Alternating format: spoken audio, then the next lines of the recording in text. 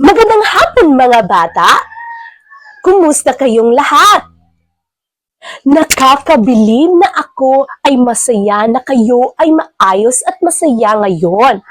Bago tayo magsimula sa ating aralin ngayong hapon, ay magsitayo ang lahat para sa panalangin.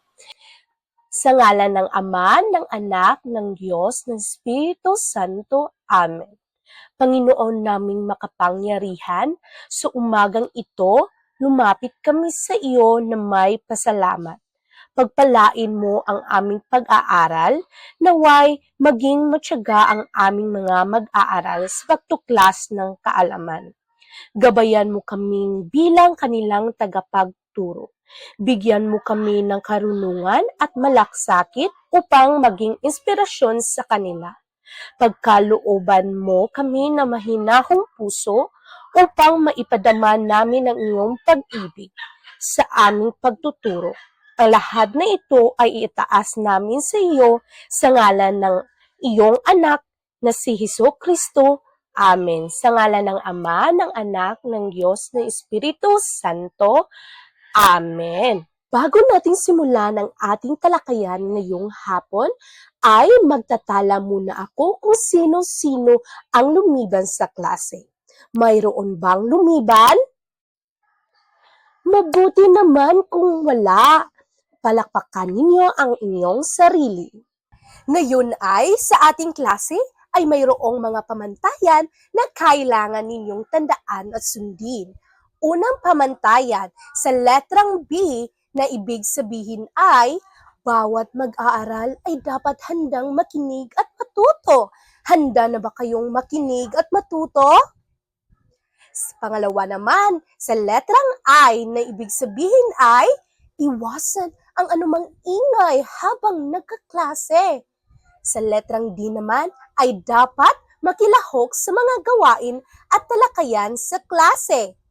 At sa A naman ay ang kamay ay itaas kung nais sumagot o magtanong. Maliwanag ba mga bata? Nagkakaintindihan ba tayo? Mabuti naman kung ganon. Bago tayo magsimula sa pinabagong aralin ngayong hapon, ay balikan muna natin ang nakaraang leksyon. Ano nga ba ang pinag-aralan natin noong nakaraang araw? Sige, Marilu. Mahusay! Ang pinag-aralan natin noong nakaraang araw ay tungkol sa panitikan ng Rehiyon 8. Ano-anong mga lugar ang nabibilang sa Rehiyon 8? Sige, Hazel. Mahusay! Sa Rehiyon 8, matagpuan natin ang mga lalawigan ng Biliran, Eastern Samar, Leyte, Northern Samar, Samar, at Southern Leyte. Ano-anong uri ng panitikan ang matagpuan natin sa Rehiyon 8? Mahusay! Ang mga uri ng panitikan na matagpuan sa Rehiyong 8 ay kwentong bayan, tula, bugtong, maikling kwento, alamat, at iba pa. Magaling mga bata! Mabuti naman at naalala ninyo pa rin ang ating tinalakay noong nakaraang araw. Handa na ba kayong matuto mga bata? Nakikita kong hindi kayo mapakali sa inyong mga upuan. Gusto niyo bang kumanta at sumayaw?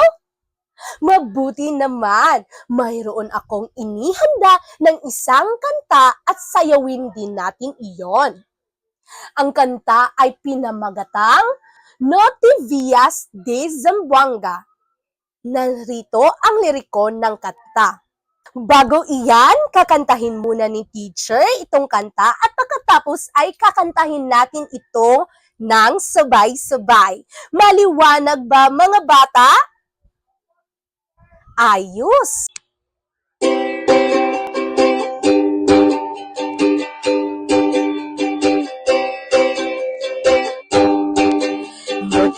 Notivias de Zamboanga, cuando puedes olvidar. Notivias, no me llenes, porque sin ti no puedo estar.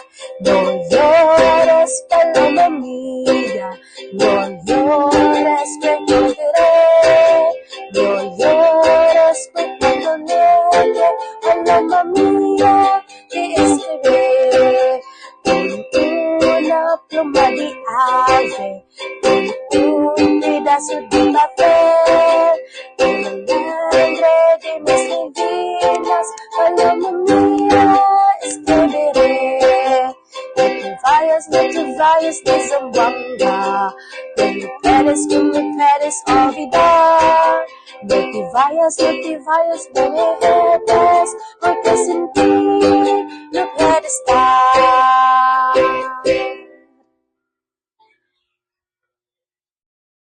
Ba mga bata?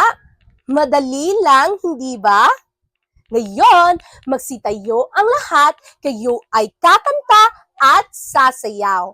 Lagyan ni teacher ng mga simpleng hakbang ng sayaw ang kanta. Gayahin lang si teacher, ha? Sige.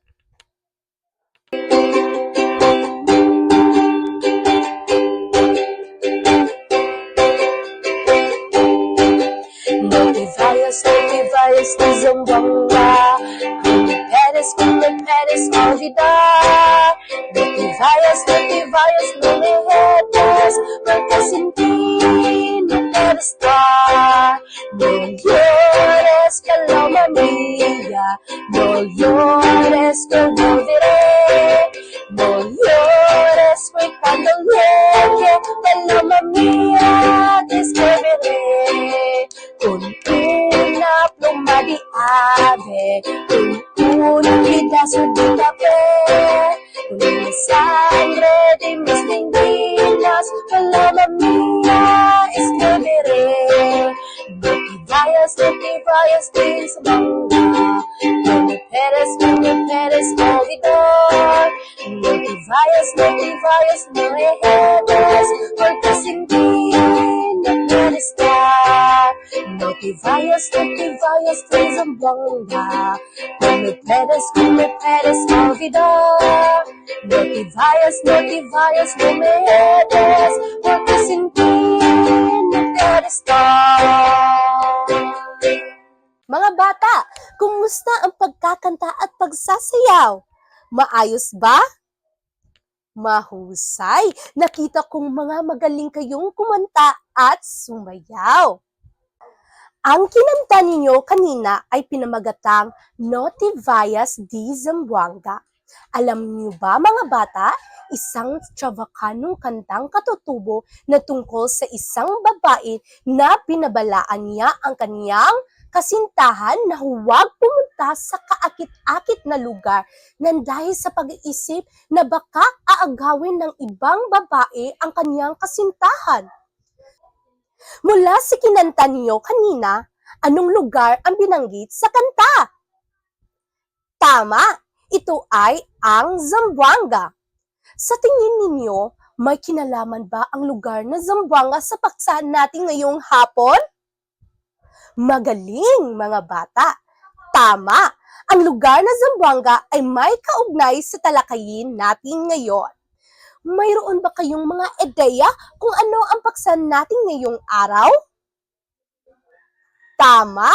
Ito ay ang panitikan sa rehiyon Siyam. Bago iyan, hayaan niyong ipakita ko sa inyo ang mga layunin na kailangan niyong makamit. Sa pagtatapos ng aralin, ang mga mag-aaral ay inaasahang una, natutukoy ang iba't ibang uri ng panitikan sa rehiyon Siyam. Pangalawa, nakagagawa ng isang slogan ng nagpapahayag ng pangangalaga sa panitikan ng rehiyon Siyam. At panghuli ay nagpapahalagahan ang mga panitikan sa rehiyon Siyam sa pamamagitan ng aktibong partisipasyon sa talakayan. Ito ay ang mapa ng Pilipinas. Tapos na nating pag-aralan ang iba't ibang mga panitikan sa ibang mga rehiyon sa Luzon at Visayas. Ngayong hapon ay dadako na tayo sa Mindanao. Nakapunta na ba kayo sa Mindanao? Ang iba ay nakapunta na at ang iba ay hindi pa. Alam niyo ba mga bata, isa ito sa mga rehiyong nabibilang sa Mindanao ay ang rehiyong Siyam, ang Zamboanga Peninsula o ang tangway ng Zamboanga. At ito ay matagpuan sa kanlurang bahagi ng Mindanao. Pamilyar ba kayo sa rehiyong ito? Ang iba ay pamilyar at ang iba naman ay hindi pa. Ang Zamboanga ay tinatawag itong the Asia's Latin City dahil sa impluwensya ng mga Espanya katulad na lamang ng mga estruktura at gusali maging ang lingwaheng sinasalita. Ito rin ang mga pangalawa sa pinakamalaking lungsod ng Pilipinas. Ang rehiyon ito ay binubuo na 3 lalawigan. Una ay ang Zamboanga del Norte. Pangalawa naman ay ang Zamboanga del Sur. At ang pangatlo naman ay ang Zamboanga Sibugay. May 4 itong lungsod, kagaya ng Dapitan, Dipolog, Pagadian, at Zamboanga. Ito ay napapaligiran ng mga dagat, ang Dagat Sulu sa Hilaga, Dagat Celebes sa timog, at sa silangan ay ang lalawigan ng Misamis Occidental at Lanao del Norte. Ngayon, dadako tayo sa kanilang wika. Ang wika nila ay ang Chavacano. Ang Chavacano ay isang wika sa Zamboanga at ilang bahagi ng Pilipinas na mayroong halong Espanyol. Halimbawa nito, Taamoyo contigo ay katumbas sa salitang Ingles na I love you.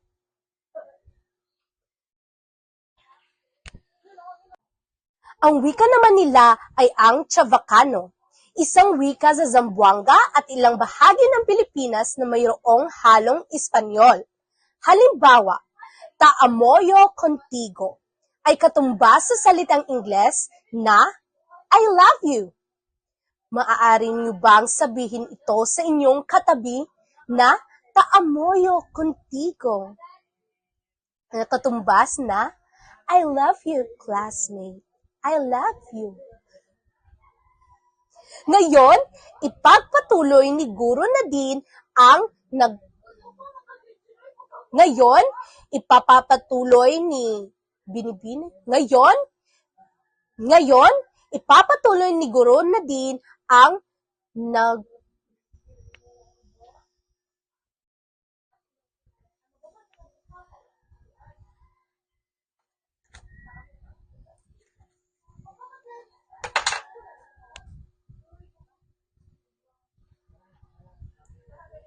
Ngayon, ipagpatuloy ni Binibini natin ang pagpapaliwanag ng ating aralin ngayon. Magandang araw ulit mga bata. Magandang araw po, Binibining Nadine. Ngayon, dahil natalakay na ni Binibining Jairi ang ating unang yugto ng ating talakayan kung saan itinalakay niya ang wika, ang pagkakakilanlan, mga lugar at kabisera ng Rehiyon 9, ngayon naman ay dadako tayo sa ating pangunahing talakayan na ang panitikan ng Rehiyon 9. Ano kaya ang panitikan? Meron ba kayong ideya kung ano ang panitikan?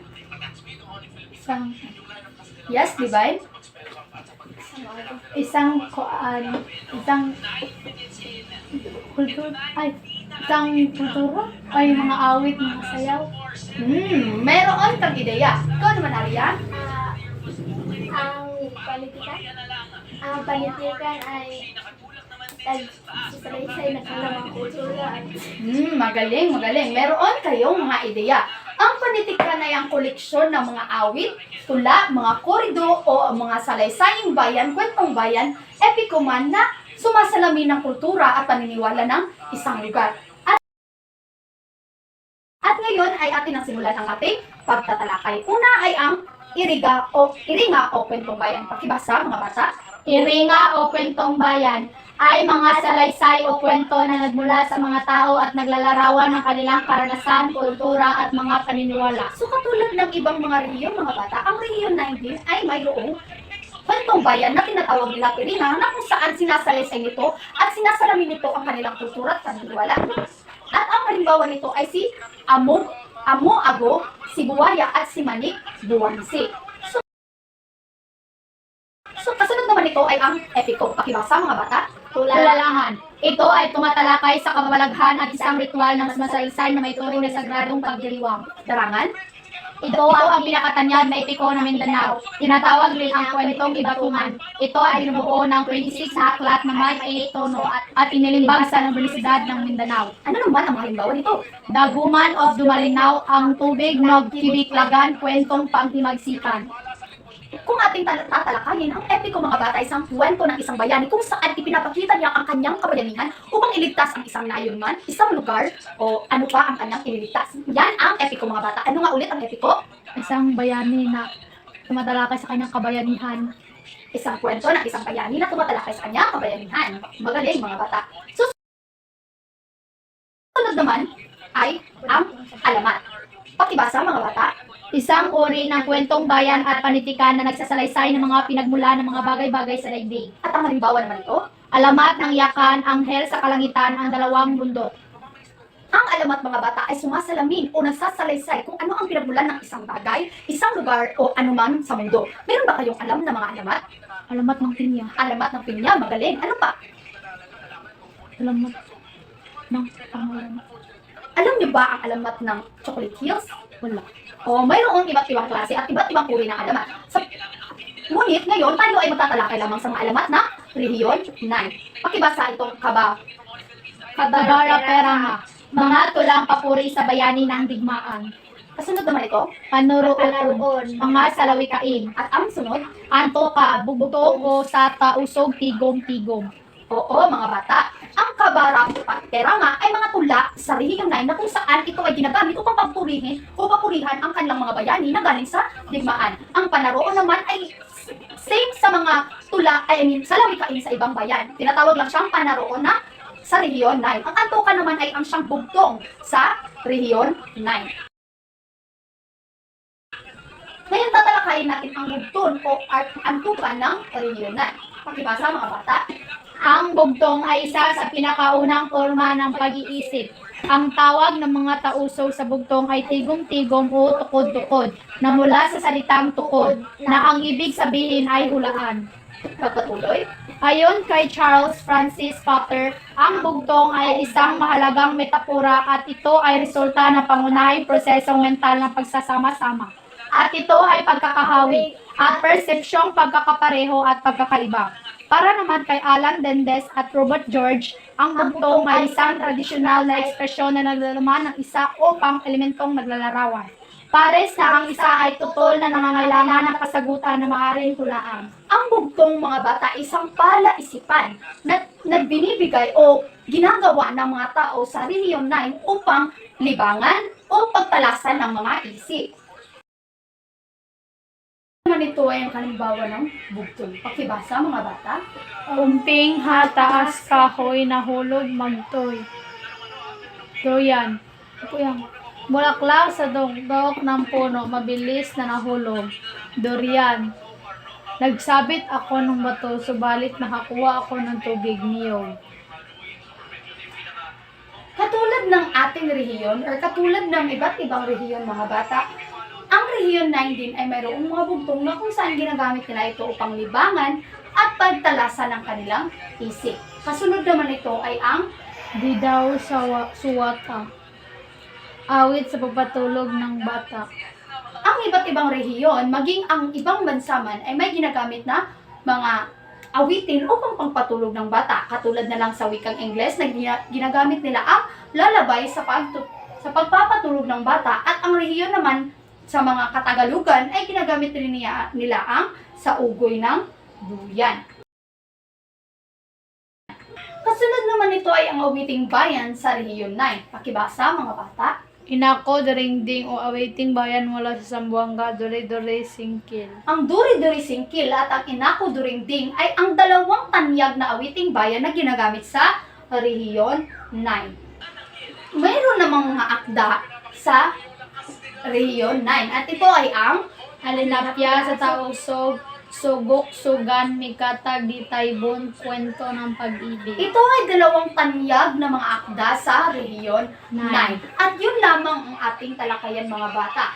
Mahalaga na ating malaman ang mga panitikan ng ating bansa sa buong bansa sapagkat ito ay ang pagpapayaman ng ating mga kultura. Ito ay ang pagsasalamin ng ating buhay at ito ay ang pagpapanatili ng kultura na ating natanggap mula sa ating mga ancestors. Kaya ngayon sa ating henerasyon na mayroong mga gadgets, ganyan, atin ring ipalaganap at ating pagyamanin ang ating kultura upang sa susunod na mga henerasyon ay hindi nila makalimutan na tayo ay mga Pilipino at tayo ay may sariling kultura. May mga katanungan ba? Wala. Kung gayon, dahil wala kayong mga katanungan, ako naman ang magtatanong sa inyo. Ano nga ba ang dalawang tanyag na akda sa Rehiyon 9? Alinapyas, tausog, sugok, sukan, mikatag, ditaybon. Ano naman ang tawag sa bugtong? Antuka. Antoka, magaling. Ano naman ang alamat, mga bata, sa Rehiyon 9? Nagsasalamin ng mga pangyayari sa bagay-bagay sa daigdig. Yes, Aria. May ideya ka? Aria naman. Nagsasalamin sa mga pinagmulan ng bagay-bagay sa daigdig. Magaling. Nagsasalamin ito o kwentong nagsasalamin na pinagmulan ng isang bagay sa ating daigdig. Isa pang katanungan mga bata.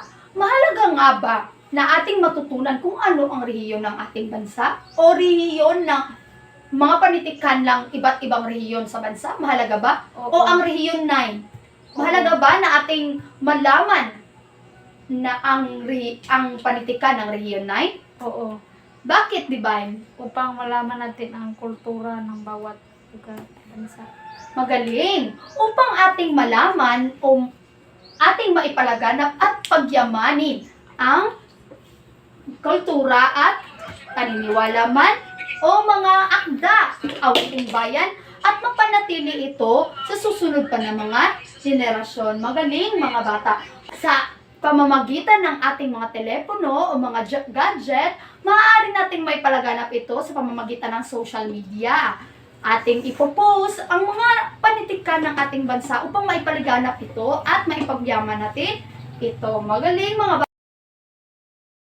Tayo ay magkakaroon ng pangkatang gawain at ito ay ang paggawa ng isang slogan. Narito ang mga palatuntunin.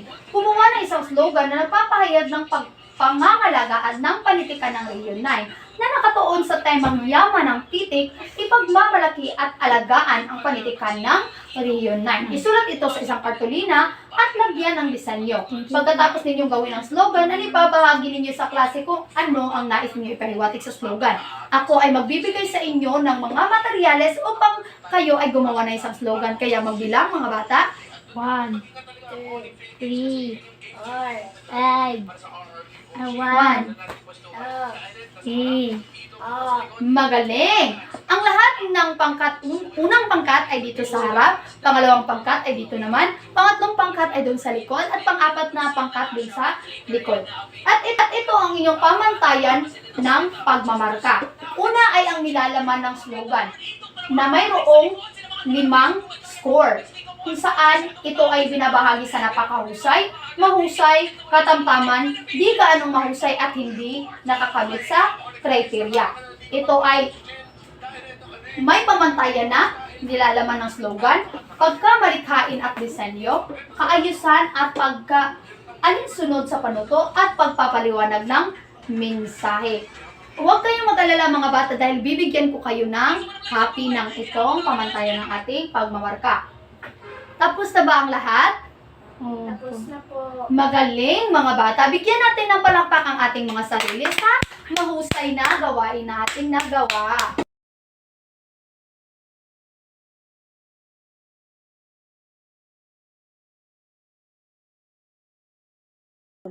Para sa inyong pagsusulit, kumuha kayo ng kalahating papel at sagutan itong mga katanungan. Basahin ang bawat tanong at piliin ang tamang sagot. Isulat ang titik ng tamang sagot sa sagutang papel. Una, ano ang tawag sa Zamboanga dahil sa impluwensya ng Espanya sa kanilang wika at istruktura? Sa letrang A, Asia's Spanish Hub. Sa letrang B, Asia's Latin City. Sa letrang C, the Spanish Heritage City. Or sa letrang D, Dutch Chavacano Capital. Sa pangalawa naman, ilang lalawigan na bumuo sa rehiyong Siyam? Sa letrang A, 2, B, 3, C, 4, D, 5. Sa pangatlo naman, alin susunod ang hindi kapilang sa mga lungsod ng rehiyon Siyam? A. Zamboanga, B. Dipolog, C. Iligan, or D. Dapitan. Pang-apat, ano ang tawag sa wika ng Zamboanga na may halong Espanyol? A. Bisaya, B. Ilonggo, C. Chavacano, D. Waray. Ang kalima, ano ang kahulugan ng Chavacanong parirala na Taamo yo contigo? A. Kumusta ka? B. Salamat kaayo. C. Mahal kita. D. Paalam na. Pang-anim, ano ang tawag sa uri ng panitikang naglalarawan ng mga pinagmulan ng mga bagay-bagay? A. Ipiko, B. Alamat, C. Kwentong bayan, D. Awiting bayan. Pangpito, aling ipiko ang pinakatanyag sa Mindanao na binubuo ng 26 na aklat at may 8 tuno? A. Tulalangan, B. Darangan, C. Guman, D. Singkel. 8. Ano ang tawag sa bugtong ng mga tausog? A. Tigom-tigom, B. Panaroon, C. Didaw so wata, D. Kababara peranga.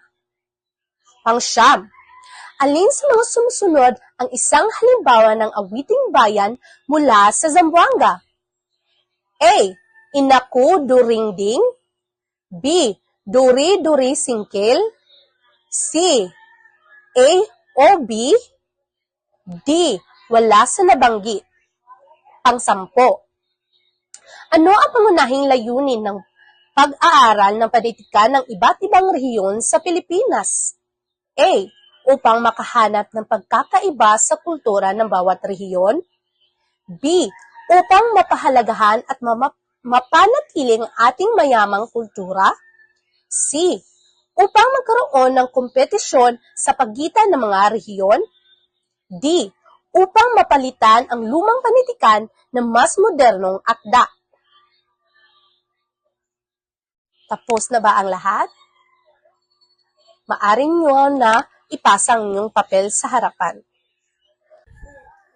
Para sa inyong takdang aralin, gumawa ng isang sanaysay na may 3 o 5 talata tungkol sa kahalagahan ng panitikan sa rehiyon Siyam. Ipasa ito bukas. At yun lang, salamat sa pakikinig. Paalam mga bata! Paalam!